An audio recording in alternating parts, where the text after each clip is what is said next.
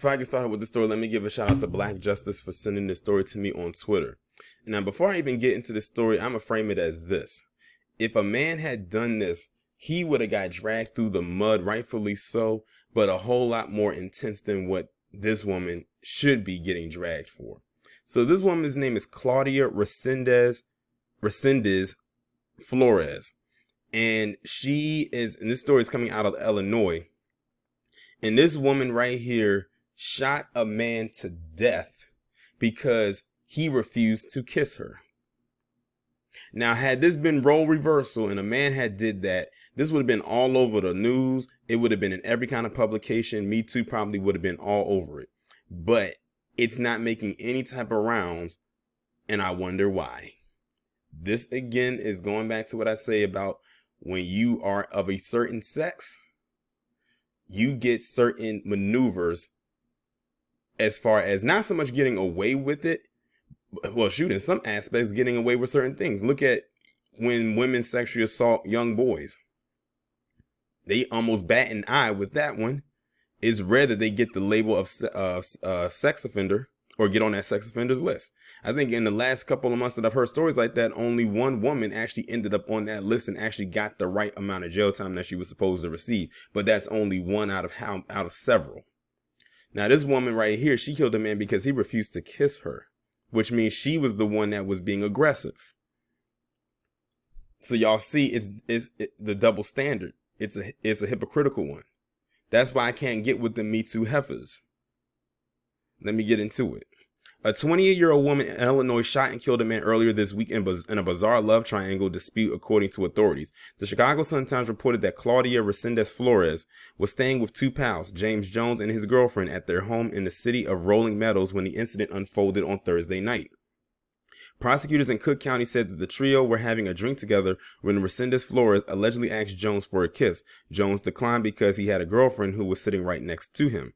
Now look at that. This was not a single man. This was a man in a whole relationship that was allowing her to stay there. And she was being disrespectful not only to him, but of the relationship. So she was just wrong all the way around. He then kissed his girlfriend in front of Resendez Flores, prompting an envious Claudia to ask the girlfriend for a kiss, prosecutors said during a bond hearing, and she declined too. So now, because you couldn't get a kiss from the boyfriend, you want a kiss from the girlfriend. She just wanted to be involved. So this woman she just gives off freak vibes in more ways than one. When Jones once again refused to kiss her, an enraged Claudia grabbed his gun. Oh, so she didn't ask the girlfriend for it, because she asked the girlfriend could she kiss him. This woman is batshit crazy.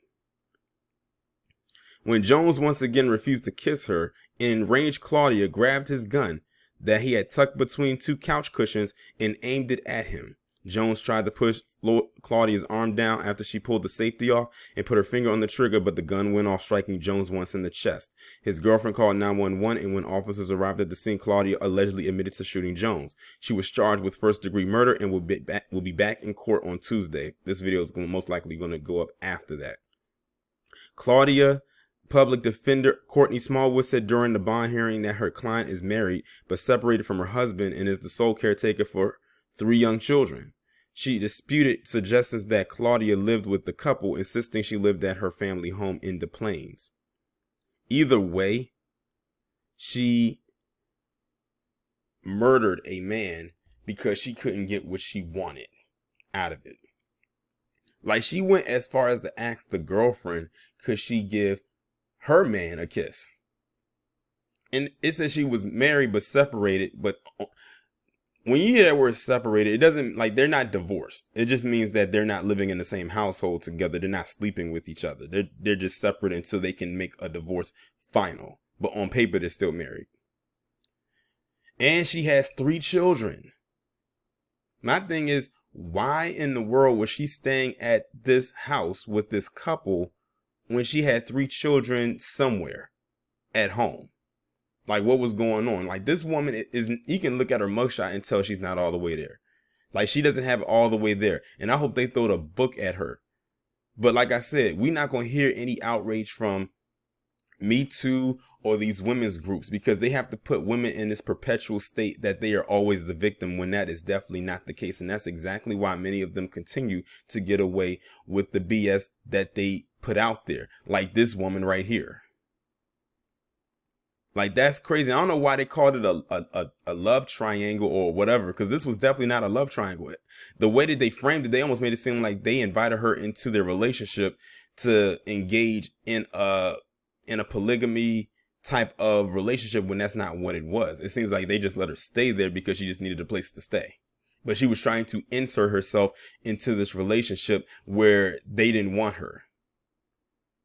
So, yeah, and I can see why they charge her with first degree, because she went for that gun to kill. So, yeah, it's not like she wasn't trying to. She wanted to kill him. And she did, unfortunately. I can only imagine how traumatized the girlfriend was in that moment. And not even just in that moment, but the moments leading up to that moment.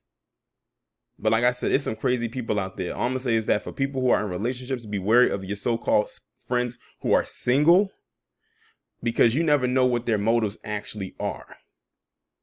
Because I'm going into this story expecting to read something completely different, and it was way, way left field. Unfortunately, at the end of the day, a man is dead because of this woman's antics. And I just want to know, is she going to actually get the proper punishment that she should receive? Y'all let me know what y'all think down in the comments.